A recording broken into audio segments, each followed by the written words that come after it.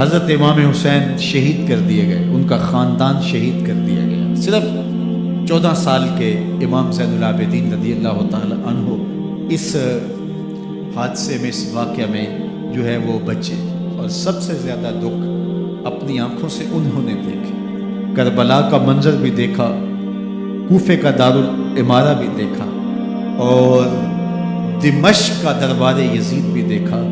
اور پھر یہاں سے مدینے پہنچ کر اہل مدینہ سے جو سامنا ہوا امام زین العابدین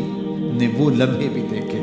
کہتے ہیں اس واقعہ کربلا کے بعد حضرت امام زین العابدین کبھی ہنسے نہیں تھے۔ جب بھی پانی پینے لگتے تو رو پڑتے، انہیں شاید سکینہ کی پیاس یاد آ جاتی تھی۔ امام زین العابدین کا رنگ زرد ہو جاتا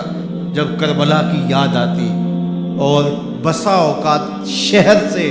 وحشت ہونے لگتی اور دور باہر نکل جاتے اور جا کر کے وہاں خیمہ گاڑ لیتے اور مہینہ مہینہ وہاں ذکر و فکر اور عبادت میں لگے رہتے۔ امام زین العابدین کے ہاتھوں میں ہتھ کڑیاں، پاؤں میں زنجیریں، اور اونٹ پہ باندھ کر کے جب حضرت امام زین العابدین کو شہیدوں کی لاشوں کے قریب سے گزارا گیا تو غشی پہ غشی طاری ہو رہی تھی امام زین العابدین پہ، اور وہ گھڑیاں بھی امام زین العابدین پر کتنی دردناک تھی کہ جب شہزادیاں اونٹوں کے ساتھ باندھی گئی تھی اور امام زین العابدین اپنے بابا کا سر اپنے سامنے چلتا ہوا دیکھتے تھے، اور یہ دردناک لمحے کہ جب رات کی گھڑی آئی تو زینب سلام اللہ علیہ نے دیکھا کہ زین العابدین کے آنسو نہیں تھمتے اور ان کو غشی پہ غشی آتی ہے، تو وہ آگے بڑھ کے ان کو اپنی آغوش میں سمیٹتی ہیں اور کہا زین العابدین کیا ہوا؟ کہا کہ پھپھو جان اگر ہو سکے تو بابا کا سر کچھ دیر کے لیے میری گود میں نہیں آ سکتا ہے۔ وہ وقت بھی امام زین العابدین پہ آتا ہے جب زخم اور درد اور دکھ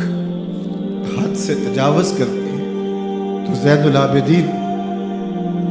مدینہ کی طرف منہ کر لیتے ہیں اور حضور کی بارگاہ میں ہوا کے ہاتھوں پیغام بھیجتے ہیں، ان نلتا یا ریح الصبا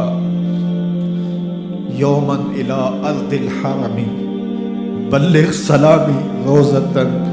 فیہا النبی المحترم